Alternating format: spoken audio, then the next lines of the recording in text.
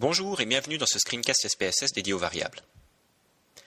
En plus d'être essentielles aux statistiques, les variables sont également au cœur de toute recherche. À vrai dire, leur rôle dans la démarche scientifique mériterait un cours entier. Dans cette leçon, nous allons nous contenter d'aborder les notions nécessaires et suffisantes à la création d'un jeu de données sous SPSS. Il s'agira donc de présenter le vocabulaire propre aux variables, distinguer les variables quantitatives des qualitatives, et distinguer les variables nominales des ordinales. Commençons par une définition. Une variable est la propriété d'un événement ou d'un objet pouvant prendre différentes valeurs. Pour rendre les choses un peu plus concrètes, imaginons la situation suivante. Vous avez organisé un événement et aimeriez savoir ce que vos participants en ont pensé. À l'issue de la rencontre, vous avez donc collecté 3 informations sur chacun de vos participants, à savoir leur âge, leur genre et leur satisfaction générale, codées sur une échelle de 1 à 5. Une fois consignées, ces informations ont abouti à la matrice suivante.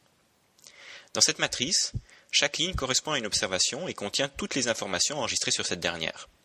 Autrement dit, lire une ligne d'une matrice de données, c'est reconstituer le profil d'un événement ou d'un individu. Ainsi, la première ligne, dans notre cas le premier individu, est âgé de 21 ans, est plutôt satisfait de la soirée et est de sexe masculin. En nous intéressant non plus aux lignes mais aux colonnes, la perspective est très différente. Cette fois-ci, les individus ne comptent plus en tant que tels. Ils ne servent qu'à enregistrer une certaine variation d'une propriété donnée. Vous l'avez compris, les colonnes d'une matrice de données sont nos variables. Maintenant que nous nous sommes intéressés aux lignes et aux colonnes, attardons-nous sur les cases. Quel que soit votre jeu de données, chaque case ne doit contenir qu'une seule valeur. On appelle cette dernière un score. Les scores possibles pour une variable donnée sont ses modalités. Être attentif aux modalités d'une variable est crucial. Ce sont en effet elles qui vont définir le type de la variable, type qui nous permettra d'effectuer des traitements statistiques appropriés. Mais quels sont ces types? Dans cette matrice, comme dans nos futurs fichiers SPSS, chaque score est un nombre, mais ces nombres n'ont pas la même signification. Là où un score de 21 dans la variable âge correspond à un individu de 21 ans, un score de 1 dans la variable genre correspond à une femme. Dans le cas de l'âge, le signifiant et le signifié coïncident. Dans le cas du genre, 1 est un signifiant ayant femme pour signifier.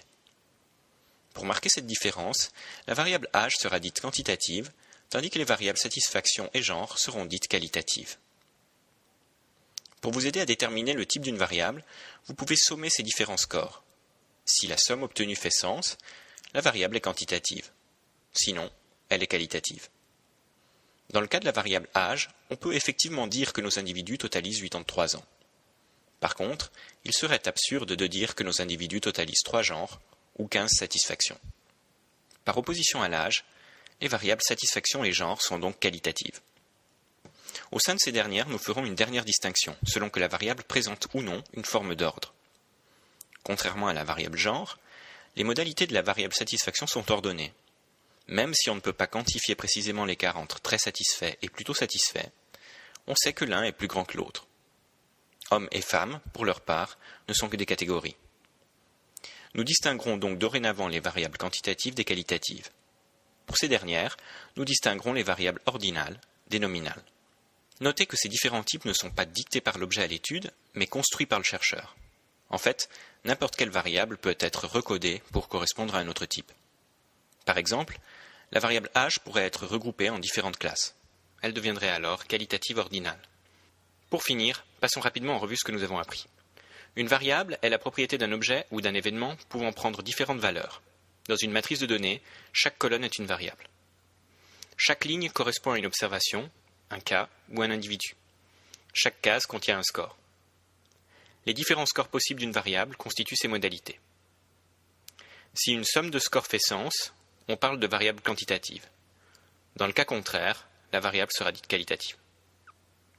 Parmi les variables qualitatives, celles qui présentent une forme d'ordre sont dites ordinales, les autres sont dites nominales. Voilà, nous en savons à présent assez pour coder notre premier fichier de données sous SPSS.